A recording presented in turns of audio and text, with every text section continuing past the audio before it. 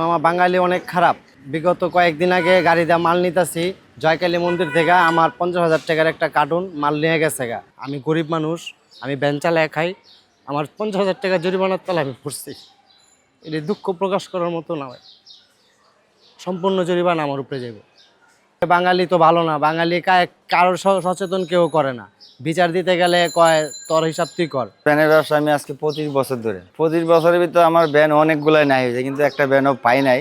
আবার মাঝে মাঝে একটা পাইছি। ড্রাইভার অনেকগুলাই আসে, আবার জায়গা নিয়ে চলে যা, বিভিন্ন ধরনের ড্রাইভার আসে। সব ড্রাইভারও তো চিনি না, তাদের আইডি কার্ড রাখা হয়, আরো যারা চীনা পরিচয় আছে তাদের ওই জিনিস রাখতে হয়। আমরা এই লাইনে চীনা পরিচয় ছাড়া কোনো গাড়ি কাউরে দেই না। চুরি হয়, তারপর তো চীনা মানুষের মধ্যে চীনা চুরি করে নিয়ে যায়। একটা লোক আসছিল, মামা একটা গাড়ি দেন, গাড়ি দেয়া কি মূর্তি না বিলে কি এটা নিয়ে যাবো।